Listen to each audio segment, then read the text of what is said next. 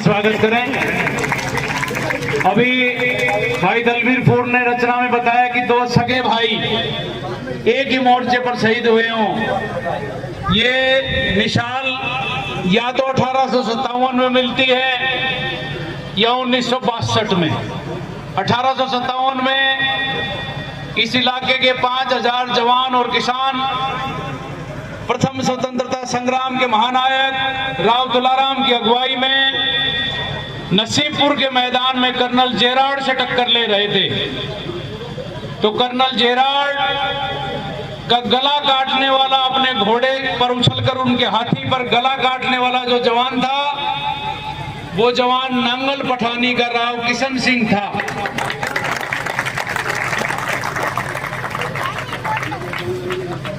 मेरठ में हम सुनते हैं और बहुत सारी मंगल पांडे जी पे फिल्में बनी हैं, लेकिन मेरठ में जब मंगल पांडे जी ने विद्रोह किया तो यही राव किशन सिंह वहां पर डिप्टी कोतवाल होता था और इन्होंने सबसे पहले अंग्रेजों की इस नौकरी को लात मार दी थी और छोड़ के आ गए थे और अपनी सेना में यहाँ घुड़सवार सेनापति बने और ये करिश्मा वहां दिखाया। अगले ही 5 मिनट बाद इनको भी शहादत देनी पड़ी, अंग्रेजों ने घेर लिया। इनका जो सिर कलम जब हो गया था तो इनका घोड़ा इनको लेके दौड़ा और घोड़ा नारनौल नसीबपुर से दौड़ता हुआ आता है इस इलाके से, और जब वो नांगल पठानी की रूट में जाता है तो एक गांव आता है कमाली। कमाली पर उनका शरीर, पार्थिव शरीर गिर जाता है राव किशन सिंह का, और जहां गिरता है वहीं पर गांव के बुजुर्ग उनका एक स्मारक बनाते हैं, उनका अंतिम संस्कार करते हैं। और आज भी कवाली का पूरा बच्चा बच्चा उस जगह को राव जी के नाम से पूजता है। राव जी, पहला दूध वहां चढ़ाया जाता है, गाय भैंस कुछ भी। आप अंदाजा लगाइए हम अपने शहीदों को कैसे पूजते हैं। और उसी युद्ध में इसी राव किशन सिंह का छोटा भाई राव रामलाल नसीबपुर में देश के काम आया, शहीद हुआ। तो ये यदुवंशी हैं, ये शौर्य और पराक्रम का इलाका है, जिनके बुजुर्गों ने जो शहादतें दी हैं वो जितनी गाई जाए कम है। तो एक बार भाई दलवीरपुर के लिए जोरदार ताली। मैं बेटियों को आमंत्रित करता हूं एक सांस्कृतिक प्रस्तुति के लिए। राजकीय वरिष्ठ माध्यमिक सीहा की हमारी लक्ष्मी यादव जी के निर्देशन में तैयार की गई एक प्रस्तुति, ताकि भावी पीढ़ी, हमारे बच्चे ये संस्कार माँ से घुट्टी में लेते हैं। हमारे इलाके की जो सैनिक स्वर्णिम परंपरा है वो जाने की टीम के साथ मिलके जो बाहर से आए हैं, दूसरे जिलों से, दूसरे प्रदेशों से, उनके पास पानी की बोतल, उनके पास चाय, उनके पास कॉफी भिजवाने की अतिरिक्त जिम्मेवारी अभी से ले लें, क्योंकि आप लोगों के खून में है। एक बार जोरदार तालियां कि हमारे पूरे इलाके से लोग यहाँ आए हैं और कहीं भी पैर रखने की जगह नहीं। हमारी माताएं बहनें जगह जगह बैठी हैं, जहाँ जगह मिली है वहीं। इसलिए सभी वक्ताओं से मेरा निवेदन है कि सरपंच साहब की अनुपालना करें। सरपंच साहब ने 2.25 मिनट में सारी बातें कह दी थी, ताकि फिर हम सीओ साहब को सुन पाए, कुछ बड़े लोगों को सुन पाए। और उसकी शुरुआत हम कर रहे हैं रेजांगला शौर्य समिति के महासचिव नरेश चौहान जी से, जिन्होंने रेजांगला शौर्य गाथा लिखी है। वो आए और सबसे पहले इलाके की तरफ से, रेजांगला शौर्य समिति की तरफ से आए हुए मेहमानों का स्वागत करें और इस कार्यक्रम पर भी अपनी एक संक्षिप्त टिप्पणी रखते हुए एक अच्छे मेजबान होने का हम दायित्व निभाएं। आदरणीय नरेश चौहान, राष्ट्रपुत्र। भारत माता की, भारत माता की, वंदे वंदे। आज ये आयोजन पूरे गांव की तरफ से सरपंच बाबूलाल जी और सभी एक्स सरपंच और जो सगे भाई दोनों वीर चक्रा और सिंग्राम साहब और रामकुमार साहब, उनके परिवारजनों ने एक ये जो भव्य आयोजन किया, और इसमें यहाँ का स्कूल ही नहीं, आसपास के स्कूलों के बच्चों ने और उन सब ने जो भागीदारी की है, उसके लिए रेजांगला शौर्य समिति की तरफ से मैं हमारे मुख्य संरक्षक कर्नल रणबीर सिंह 88 साल उम्र के उनकी तरफ से, संजय यादव प्रधान की तरफ से आप सबका हृदय की गति से आभार व्यक्त करता हूं। हमारे बीच में जनरल ओम प्रकाश जी यहाँ बैठे हैं। General Om Prakash ji brigade command कर रहे थे 2007 में, और जब जो नाहड़िया जी ने अभी जिक्र किया कि हम 5 सिविलियन को, जो कप्तान बलवंत सिंह और हमारे जो एक्स कुमाऊनी अफसर थे 13 कुमाऊं के, वो बताते थे कि वहां कान खुजाने के लिए तिनका नहीं मिलता था, वहां आलू टमाटर हथौड़ों से तोड़े जाते थे। तो हमने इच्छा जाहिर करी कि हम सिविलियन भी वहां जाके देख के आए कि वहां कैसा जीवन है। और वो जीवन जब हमने देखा, ब्रिगेड कमांड कर रहे जनरल ओम प्रकाश जी ने जो हमारी मेहमान नवाजी और जो वो किया, और वहां से जो हम उनका, क्योंकि कारगिल से पहले शहीदों की कटी हुई चिट्ठी आती थी, मिसिंग का टेलीग्राम आता था, उनके पार्थिव शरीर नहीं आते थे। ये तो कारगिल ऑपरेशन के बाद डिफेंस मिनिस्टर मुलायम सिंह यादव के टाइम, अटल बिहारी वाजपेयी प्रधानमंत्री के दौर में शहीदों के पार्थिव शरीर गांव बस्ती तक आने लगे। और 7 सितंबर 2007 को पहली बार हम कह सकते हैं कि रेजांगला के अमर शहीदों को designated army chief general Deepak Kapoor ने महामहिम राष्ट्रपति उनकी पाटिल उनकी मेहरबानी से वहां रेजांगला के अमर शहीदों को अमर जवान ज्योति से वो कलश यात्रा रवाना की गई, और वो 86 शहीद परिवारों के गांव तक अब तक जा चुकी है। कर्नल आलोक सर से मैंने कहा है कि यूपी के जो हमारे 24 रेजांगला के अमर शहीद बाकी हैं, उनके गांव बस्ती तक भी हम उस यात्रा को ले जाना चाहते हैं। और हम समिति की तरफ से अब तक सैकड़ों, 300 से भी ज्यादा शहीद परिवारों की दूसरी जनरेशन, तीसरी जनरेशन, चौथी जनरेशन, उनको 5-5 हजार रुपए का विकास पत्र देके उनको ऑनर कर रहे हैं, ताकि कल हम रहें ना रहें, लेकिन जब वो बच्ची मेजर होगी तो उसको 5,000 के 15-20 हजार रुपए मिलेंगे। और उस टाइम उसकी स्कूल, कॉलेज या गांव बस्ती में पता चलेगा कि इस बच्ची की ये लॉटरी कैसे निकली। जब फिर ये शहादत याद की जाएगी, रेजांगला याद किया जाएगा कि उसके किसी बुजुर्ग ने देश के लिए अपना सर्वोच्च बलिदान दिया था।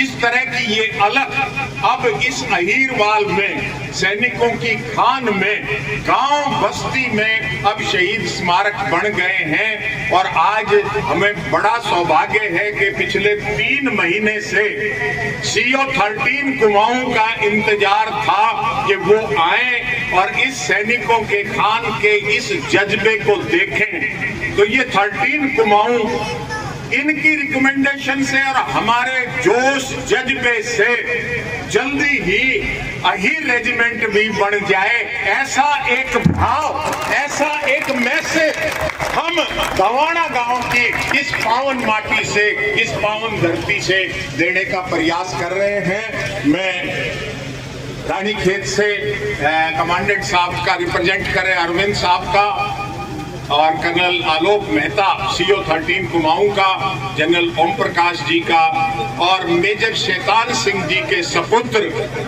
नरपत सिंह जी का, गोपाल सिंह जी का विशेष रूप से समिति की तरफ से, गांव बस्ती की तरफ से, इस पूरे इलाके की तरफ से हार्दिक आभार व्यक्त करता हूं कि उन्होंने समय निकाला और इस कार्यक्रम को भव्य और एक गरिमामयी ऊंचाई प्रदान करी।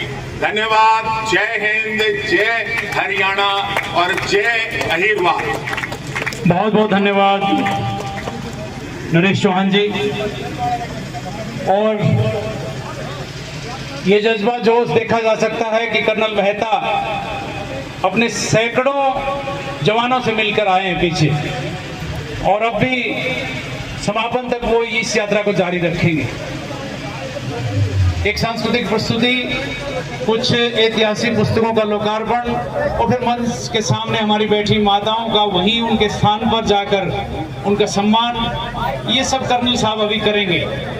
लेकिन उसके बाद इस कार्यक्रम में बहुत सारे पक्ष हैं जो हम एक साथ जिएंगे और आप सबसे आग्रह है कि कार्यक्रम के समापन पर सभी अंदर दोनों शहीदों की जो प्रतिमाएं हैं उन पर पुष्पांजलि अवश्य करके जाएं और एक संकल्प लेकर जाएं जिसका जिक्र अभी किया कि इस इलाके ने पीढ़ियों से अपना सर्वस्व राष्ट्रीय एकता और अखंडता के लिए दिया है। तो हम सब संकल्प लें कि उस भाव को आने वाले समय में अपनी पीढ़ियों में आगे प्रेषित करें। प्रस्तुत है एक और सांस्कृतिक प्रस्तुति। हमारे सरपंच साहब ने यहाँ के जो विधायक हैं अनिल यादव जी और हमारी मंत्री हैं आरती राव जी से समय लिया और उन्होंने भी वो समय हमें दे दिया, लेकिन 18 नवंबर को ये कार्यक्रम नहीं हो पाया। और अब जब समय जो सीओ साहब ने हमें दिया वो सब समय आप सबको दिया गया और उस समय पर दोनों की कैबिनेट मीटिंग आज चल रही है चंडीगढ़ में। परसों भी उनका संदेश आया था, इसलिए सरपंच साहब ने उनका संदेश यहाँ से रखवाया है कि निकट भविष्य में वो दोनों इस स्मारक पर आएंगे और एक कार्यक्रम यहाँ रखा जाएगा, क्योंकि वो दोनों इस कार्यक्रम में शरीक होना चाहते थे।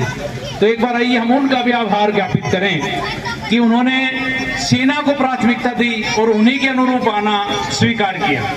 मैं इसी गांव के एक बेटे को आमंत्रित करता हूं, धवाना का एक नौजवान भूपेंद्र, बहुत अच्छा रचनाकार है, नए बच्चों को मंच प्रदान किया जाना चाहिए, जोरदार तालियां। वो अपनी एक रचना रखना चाहते हैं। बाहर से आए हुए सभी भी महत्वपूर्ण लोग जैसे कि ब्रिगेडियर संजय जी, कर्नल आलोक मेहता जी, लेफ्टिनेंट जनरल सतवीर जी, वह मैं समस्त ग्राम पंचायत धवाना व सरपंच श्री बबूलाल जी की तरफ से सभी का धन्यवाद करता हूं जो मुझे 2 मिनट का समय निकाल कर दिया। मैं अपने 2 मिनट में आए हुए सभी कुमाऊं रेजिमेंट के अधिकारियों व जवानों का गुणगान करना चाहता हूं और उस गुणगान करना चाहता हूं शहीद धाम का रेजांगला का, जहां पर स्मारक है अहीर धाम 120 जो अहीर रेजिमेंट के अधिकारी शहीद हुए थे। तो मेरे को 2 ही मिनट मिले हैं तो मैं शुरू करता हूँ। उठो जवान देश के वसुंधरा पुकारती, उठो जवान देश के वसुंधरा पुकारती, ये देश है पुकारता, पुकारती माँ भारती, पुकारता रेजांगला, पुकारता चुसूल है, यह किसके खून से सनी माँ भारती की धूल है। वो यादवों का खून है, वो यादवों का जुनून है, वो यादवों का खून है, वो यादवों का जुनून है। वो वीर थे, अहीर थे, रणधीर थे, यदुवंश केसरी अभीर थे। वो वीर थे, अहीर थे, रणधीर थे, वो यदुवंश केसरी अभीर थे। वो अहीरवाल की धरा के नीर थे, वो अहीरवाल की धरा के नीर थे, यादवी उन्मान के बड़े ही पहने थे। पुकारता रेजांगला, पुकारता चुसूल है, यह किसके खून से सनी माँ भारती की धूल है। वो यादवों का खून है, वो यादवों का जुनून है। वो गीता के पुजारी, वो मोर पंखधारी, उनके जैसा ब्रह्मांड में ना कोई बलशाली। चीर डाले चीनी, फाड़ डाले सीने, पुकारता रेजांगला, पुकारता चुसूल है, यह किसके खून से सनी माँ भारती की धूल है। वो यादवों का खून है, वो यादवों का जुनून है। सन 1962 का था 18 नवंबर, दादा किशन की जैसे गूंज उठा था अंबर। वो सर्द रात काली, वो माइनस डिग्री वाली, वो सर्द रात काली, वो माइनस डिग्री वाली। हजारों चीनियों सैनिकों पर काल बनकर टूटे चंद अहीर बलशाली। 5 जन्ने सीधहाड़, वो सिंह राम का धोबी पछाड़, चीर डाले चीने, तोड़ डाले हाड़। 5 जन्ने सीधहाड़, वो सिंह राम का धोबी पछाड़, मसल डाले चीनी, तोड़ डाले हाड़। लाख तक लड़े वो अहिरानी के लाल, पुकारता रेजांगला, पुकारता चुसूल है, यह किसके खून से सनी माँ भारती की धूल है। वो यादवों का खून है, वो यादवों का जुनून है। और ये 3 प्रतिमाओं में से एक सिंह राम जी की, एक राम कुमार जी की और चीनी सैनिक सम्मान करके गए थे, शॉल उड़ाकर वो राइफल उल्टी रख कर कैप रख कर गए थे, उन्हीं पर लिखी अंतिम 4 लाइन अगर पसंद आए तो तालियां बजाकर स्वागत करना। दुश्मन ने लिखी पाती देखी ना ऐसी जाति, दुश्मन ने लिखी पाती देखी ना ऐसी जाति, था शेर सा कलेजा बलिष्ठ जैसे हाथी, हाथ से हथियार से मुक्कों की मार से चीर डाले चीनी सभी बेंटों की मार से, फिर क्यों ने रेजिमेंट सरकार तेरी भूल है, पुकारता रेजांगला पुकारता चसूल है, यह किसके खून से सनीमा भारती की धूल है, वो यादवों का खून है, वो यादवों का जुनून है, वो यादवों का खून है, वो यादवों का जुनून है। धन्यवाद जी।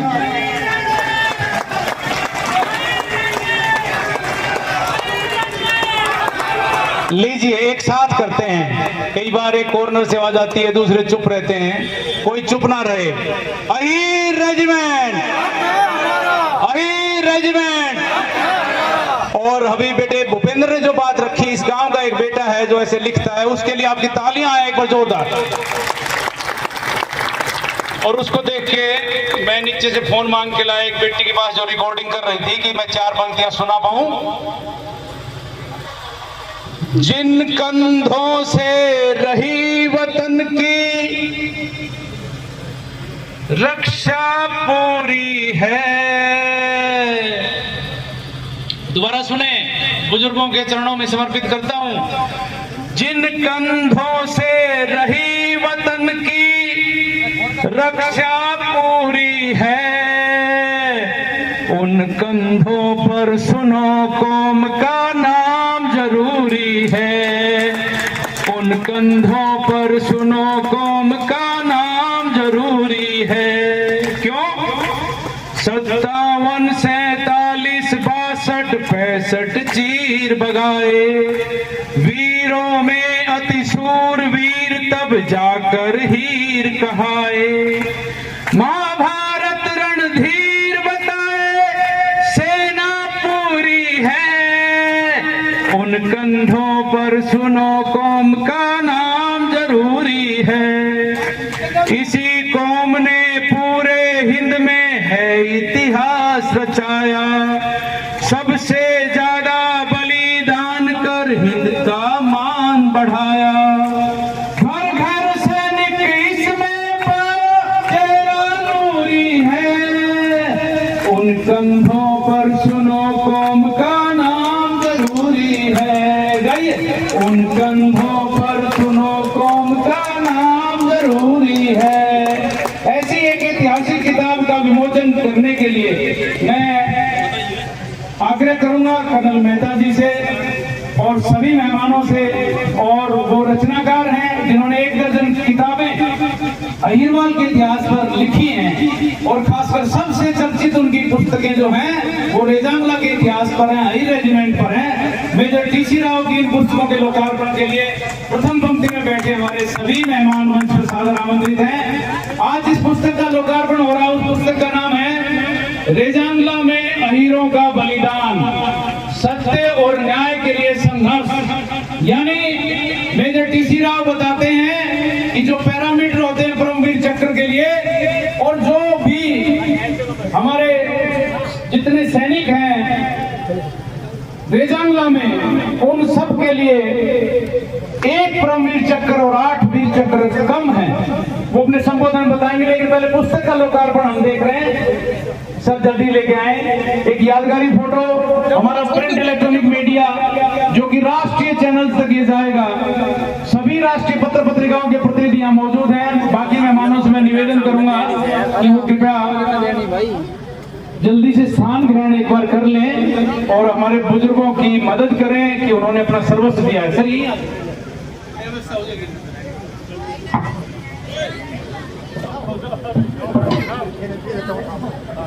और इस समय उस पुस्तक का विमोचन हो रहा है, रेजांगला में अहीरों का बलिदान। इसका पुनर्लेखन हो और हमारे जितने भी जवान इस लड़ाई में रहे हैं वो मैदानी इलाकों से थे, जिनके साथ लड़े वो पहाड़ी इलाकों से पारंगत लोग थे, और फिर भी 114 शहीदों ने 1300 ज्यादा से चीनियों को मौत के घाट उतारा, तब ये इतिहास रचा गया। एक बार जोरदार तालियां। और फॉरगॉटन वॉरियर्स, अहीर्स जैसी कृति वो भेंट करना चाहते हैं मेहमानों को। दूसरा, भारतीय सैनिक सुरक्षा की गारंटी। और तीसरी, बंकर टू बिलेनियर, एक सैनिक की आत्मकथा मेहमानों को इसी समय भेंट कर रहे हैं मेजर डॉक्टर टी.सी. राव, मुख्य अतिथि महोदय को और अन्य विशिष्ट मेहमानों को। अन्य पुस्तकें जो लिखी हैं सेना पे और अहिरवाल के इतिहास में, वो सारी भेंट कर रही हैं और आप सभी संस्थाओं के पास वो भिजवा रहे हैं।